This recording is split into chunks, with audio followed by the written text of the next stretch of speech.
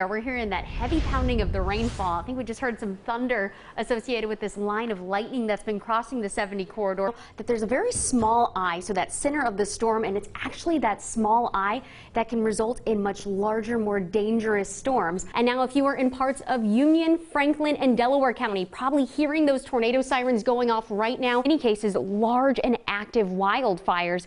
And this year has also been setting records. It does look like they've broken off in the same direction, which, like we just mentioned, means a better potential for straight line wind damage and not a tornado. It's kind of a weird thing, and I did ask. I was like, so when are these lizard warnings coming out, or high iguana watches? Don't say that. They said it's not officially going to become a thing, but they'll continue to give out those impact forecasts based on if reptiles will be freezing. Oh, it's kind of rare. It's kind of fun that we get to experience that tonight. I don't know. It's going to be rather spooky, especially given the year that we've had, Liz. Yeah, there's been way too many tricks. The bubbles that you're getting from this is CO2 gas, or carbon dioxide gas. And since we have the bottle completely closing off any place for the gas to go, it works its way through that entrance or exit from the bottle right up into the balloon. We're talking about April 30th of 1908, where there were nearly 2.5 inches of snowfall on the ground.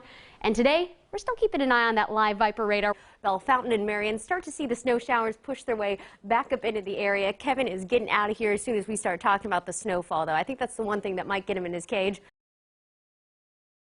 Even yesterday, we hit 90 degrees for the first time. We've had that heat, that humidity, that summer-like feel in full swing. And now we're changing things to feel and look almost more spring-like, at least as far as watching for showers, thunderstorms, and a little bit more seasonal in the way of our temperatures. I want to start off with the view on the live Viper radar. You're looking at the last 3 hours where we've seen just a few showers, even isolated thunderstorms bubble up.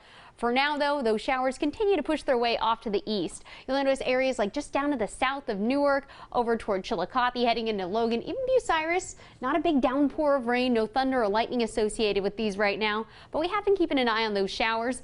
Across the outer belt, looking at dry conditions. The only thing that may be soggy would be from those earlier showers toward Columbus. For now, though, it's right on top of Buckeye Lake that you're probably hearing that pitter-patter of rainfall. Again, pockets of moderate to heavy rain showers, but no thunder or lightning associated with this, so nothing dangerous as we start off the morning. Mr. Rooter Plumbing Tower Camera showing the view. For those of us who may not be seeing those showers right now, we still have that thick blanket of clouds, and you're definitely feeling the heat and the humidity back in full force. Right now, 70 degrees from Columbus up toward Delaware, Mount Gilead, even Bucyrus. You notice the rain cooled air, knocking down the temperatures for areas like Newark down to 64 degrees, 61 over toward Cambridge. But normally this time of the year would be used to see in the mid-50s, so we are still well above average. And the heat to start off the day plus that humidity, it's just priming our atmosphere for more showers and thunderstorms by later on this afternoon. You notice the cold front that's kind of leading the charge for this next round of rainfall, and even the cause for some stronger storms just now pushing its way into Michigan and not even into the Chicago area just yet. It won't be until later this afternoon that we start to shift our gears to looking at those stronger storms and the severe threat, where we have that marginal to even slight chance for stronger, more severe storms. It's kind of in the northeast corner of the state. So for those of us north of 70, off to the east of 23, including Mount Vernon, as well as into Newark, Coshocton, Cambridge, we'll be watching for some of those stronger storms to develop with the heat of the day as that cold front approaches. And the primary concern with these will be not only pockets of heavy rainfall, but those strong gusty winds. We'll also be watching as some of these thunderstorms develop for the potential for some small hail. Now, as far as the timing of this, again throughout the morning, we're still keeping an eye on a few very isolated showers bubbling up. But the main thing that you'll notice will be that heat and the rise in the humidity thanks to that southwesterly breeze, just kind of bringing in more moisture with it as well. That main line of rain, thunder, lightning moves toward the 71 corridor by about noon. 2 o'clock, that'll be where we have the warmest part of the day, temperatures in the low 80s. And you'll notice again that northeast corner of the state, more of the red showing up, indicating the heavier pockets of rain and the better opportunity for those stronger storms, which could develop and give us those strong gusty wind threats. As after the sun sets, we lose the heat from the day, the cold front passes through, and we'll actually be watching for cooler and drier air to start funneling in. Again, the chance for pop-up showers, isolated thunderstorms, not giving us an all-day washout, but something that we'll be watching for today. And then Friday, another chance for showers and storms moves through, and that'll give us a cool start to the weekend before we warm up again thanks to some sunshine just in time for Memorial Day. Well, you may have seen this on social media already. As the temperatures fall, so do the iguanas. Meteorologist Liz McGiffin looks into the strange scene that happened in Florida this morning. Liz, this would drive me crazy. Oh yeah, it was kind of a weird event, and as meteorologists we do try to make sure that we're presenting you your forecast based on how it's going to be impacting your day-to-day life. I had a chance to talk to Ariel Cohen, a meteorologist at the National Weather Service in Miami, as well as a Worthington, Ohio native, about how the cold weather actually triggered some of these odd events in southern Florida.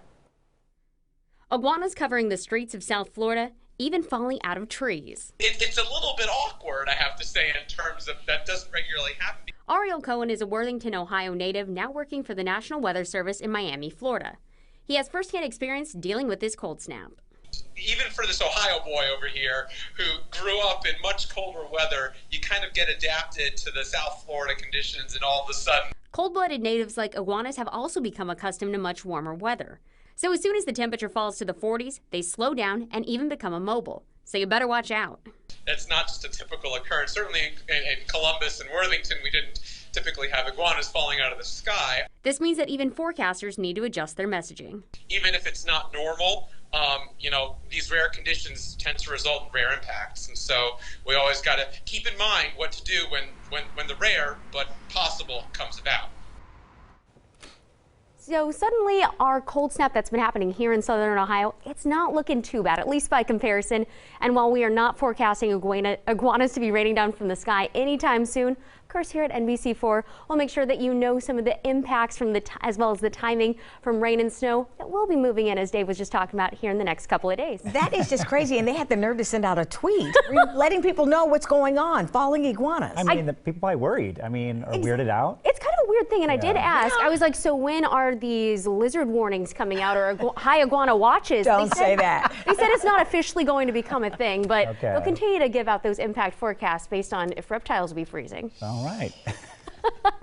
But definitely not here, but still odd. All right, Liz, thank you. Let's go over the places that you want to be as soon as you need to take action and find shelter. Now, the last place that you want to be is going to be outside. And even if you live in a manufactured home or mobile home, you need to move to a safer space. Now, a lot of times those safer spaces could include a neighboring house or a sturdy structure. Once you get inside, it's important to find the most interior room and just put as much space as you can between yourself and any outside walls.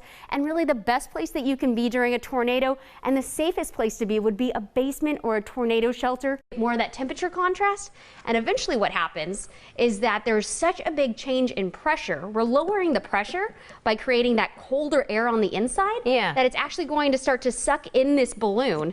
And so that's why first thing in the morning, especially this time of the year when you get the colder temperatures, you naturally are going to lose the air in your tires because it creates this lower pressure.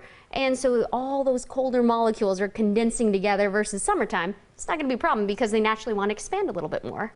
I think it's a sigh of relief that today, November 30th, it does mark the official end to this year's Atlantic hurricane season.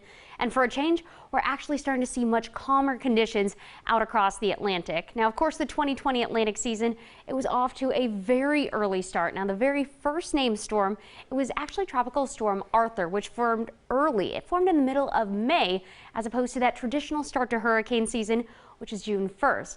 Now, this year we have had 30 named storms, which is a brand new record, and also the second year that we've had to dig into the Greek alphabet to start naming the storms. The only other year that we've had to do that was back in 2005, which was another record-breaking year in many respects. I want to start off with just the number of named storms. Back in 2005, there were 28 named storms, so 30 this year. That's a brand new record. Now, back in 2005, 15 of those became hurricanes. Thankfully, that was a record that we just barely were not able to break. 6 major hurricanes this year, Category 3 or higher. That's just one shy of that 2005 record. And on top of that, many of those major hurricanes, they were rapidly intensifying, which means that they gained speeds of 35 miles per hour or even more within a span of 24 hours, and that actually tied the 1995 record. Now, hurricanes, they can happen any time during the year, and that even includes some of the cold winter months like December, January, February, and even into the month of March. While they are significantly less likely to happen during those months, Audrey, that's just one more reason that we are going to continue to keep an eye on the tropics for what has already been a record-shattering year.